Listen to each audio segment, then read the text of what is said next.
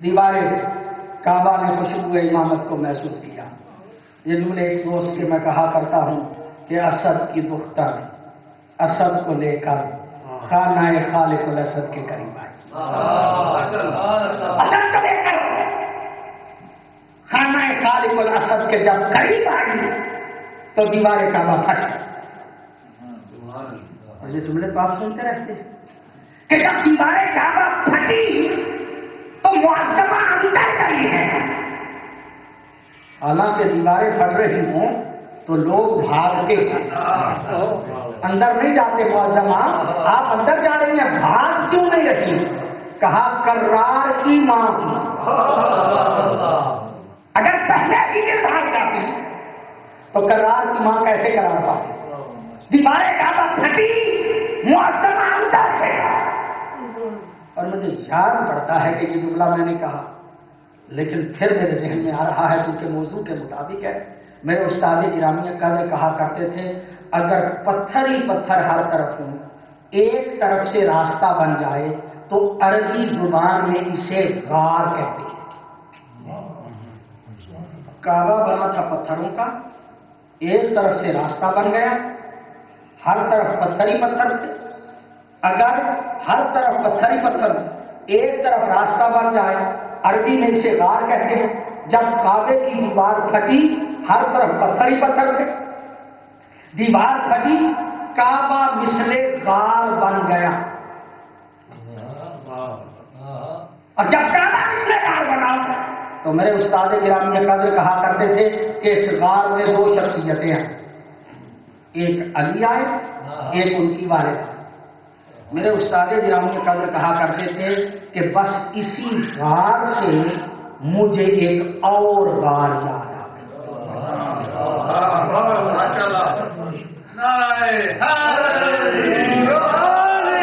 مجھے ایک اور غار یاد.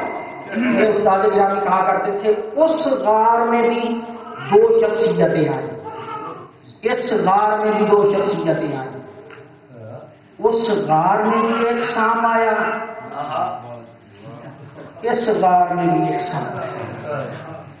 لیکن جب وہاں پہ سانپ آیا نا تو آنے والے کا ساتھی سانپ کو دیکھ کے ڈرا بھی, رویا بھی, گھبرایا. لیکن جب جہاں پہ سانپ آیا ہے تو آنے والے کا ساتھی سانپ کو دیکھ کے ڈرا نہیں, رویا نہیں, گھبرایا نہیں, بلکہ 3 دن کے علی کی چھوٹی چھوٹی انگلیاں اٹھی, سانپ کے منہ میں گئی. سانپ کے منہ میں جانا تھا کہ شاعر کا قلم اٹھا. شاعر دیکھ کے کہتا ہے جب سانپ کو 2 کیا تو ماں بولی یہ عہد طفلی ہے, شباب کیا.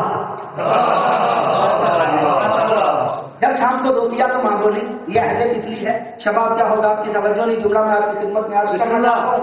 یاری 3 دن کے آپ نے سانپ کے 2 ٹکڑے کر دیے, اسے ختم کر دیا. یہ آتے ہی آپ نے سانپ کو مار کیوں دیا؟ کہا پہلے دیکھو تو صحیح کہ سانپ لائے کیوں ہے.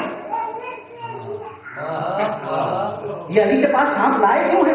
جب میں نے غور کیا تو میری سمجھ میں آیا کہ وہ لائے اس لیے تھا, یہ لائے اس لیے تھے کہ وہ زمانہ بڑا بدبخت تھا. جب بھی کوئی بچہ پیدا ہوتا تھا تو باپ کا پتہ نہیں چلتا تھا. باپ کا پتہ ہی نہیں چلتا تھا. بچہ پیدا ہوتا تھا, باپ کی لسٹ میں بڑے نام آ جاتے تھے, اور بعض اوقات تو باپ کا پتہ نہیں چلتا تھا, نام ابن کثیر رکھ دیا کرتے. باپ کا پتہ ہی نہیں چلتا تھا, نام ابن مسافر رکھتے تھے. باپ کا پتہ ہی نہیں چلتا تھا, نام ابن عوام رکھ دیتے تھے. زمانہ بڑا بدبخت تھا. کیونکہ باپ کا پتہ نہیں ہوتا تھا, لہذا ایک سانپ رکھا ہوا تھا جو بڑا دانا سانپ تھا, بڑا سمجھدار سانپ تھا. اس سانپ کو بچے کے قریب لے جاتے تھے. اگر وہ ڈستا تھا تو پتہ چل جاتا تھا حرامی ہے, اگر وہ چھوڑ دیتا تھا تو پتہ چل جاتا تھا حلالی ہے. یعنی اس دور کا سانپ بھی اتنا سمجھدار تھا کہ ڈستا تھا ہی اسے تو حرامی ہوتا تھا.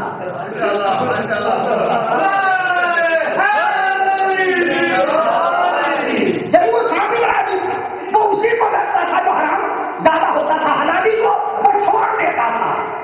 اگر غور فرمائے تو جملہ عرض کر، یار اتنا سمجھدار سانپ اتنی مشکل حل کرتا تھا، پتا چل جاتا تھا حلالی کون ہے اور حرامی کون ہے، اور آپ نے آتے ہی اس سانپ کو ختم کر دیا، آپ نے آتے ہی اس سانپ کو مار دیا۔ یعنی آپ نے یہ مار کیوں دیا؟ کہا آج تک حلالی و حرامی کو پہچاننے کے لیے اس سانپ کی ضرورت تھی، لیکن آج کے بعد سانپ کی ضرورت نہیں۔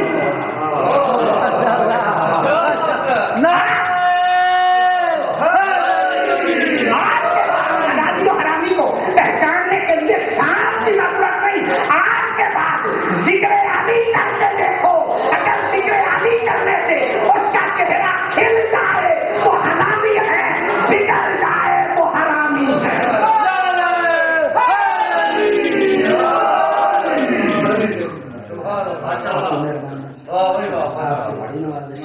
حضرت ابو سعید خدری رضی اللہ تعالی عنہ ارشاد فرماتے ہیں، کنا نعرف منافقا فی زمن رسول اللہ ببغض علی ابن ابی طالب۔ یہ حدیث آپ نے سنی، حضرت ابو سعید خدری بہت بڑے راوی، بڑے عظیم صحابی، وہ ارشاد فرماتے ہیں کہ ہم نے زمانہ رسول میں اگر کسی کو پہچاننا ہوتا تھا کہ یہ مومن ہے یا منافق ہے تو ہم ذکر علی سے پہچانا کرتے تھے، ذکر علی سے پہچانا کرتے تھے۔ تو مجھے کہنے دیجئے گا کہ یہ آج کے زمانے کی بات تو نہیں ہے، پیغمبر کے زمانے کی بات ہے، اور جو پیغمبر کی محفل میں بیٹھتے تھے اس معزز طبقے کو صحابہ کہا جاتا ہے، اس معزز طبقے کو صحابہ کہا جاتا ہے۔ تو حضرت ابو سعید فرماتے ہیں کہ ان صحابہ کے بیچ دو طبقے تھے، کچھ مومن ہوتے تھے، کچھ منافق ہوتے تھے، اور مومن اور منافق کو پہچاننے کی علامت ذکر علی ہوا کرتا تھا۔ یعنی صحابہ میں جو علی کے محب تھے وہ مومن تھے، جو بغض رکھتے تھے وہ منافق تھے۔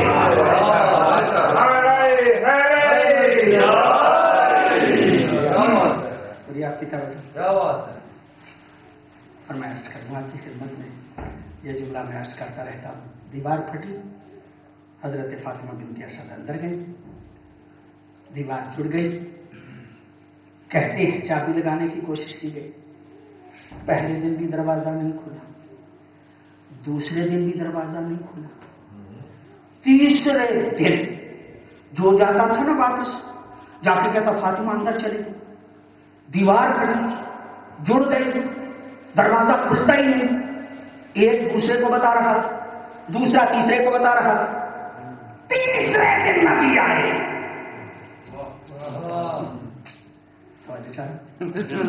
تیسرے دن نبی آئے، آ کے دروازے کو کھولا، تالے کو کھولا، اندر آ گئے، یا رسول اللہ آپ ہی نے کھولنا تھا تو پہلے دن آ جاتے، چلو پہلے دن نہیں تو دوسرے دن آ جاتے۔ یہ 3 دن تک پورے مکے کو پریشان رکھا، کیوں؟ کہا میں چاہتا یہ تھا کہ دروازے کو تب کھولوں جب پورا مکہ کعبے کے دروازے پہ آ جائے، دروازے کو اس وقت کھولوں جب مکے کے ہر بندے کو پتا چلے کہ فاطمہ اندر چلی گئی ہے، دروازہ کھول نہیں رہا، پورا مکہ کعبے کے دروازے پہ ہو، میں اپنے جانشین کو لے کے باہر نکلوں، سارا مکہ دیکھے، تاکہ بعد میں کوئی بدبخت انکار تو نہ کر سکے کہ کعبے میں پیدا ہی نہیں ہوا۔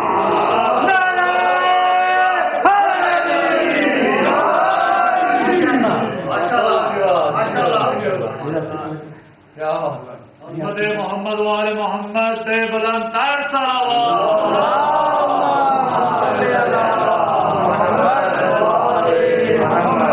3 دن کے بعد نبی آئے، دروازہ کھولا، دروازہ کھول کے اپنے جانشین کو ہاتھوں پہ لیا۔ میں کہا کرتا ہوں کہ جس قرآن ناطق کے لیے رسول کے ہاتھ رحل بن جائیں۔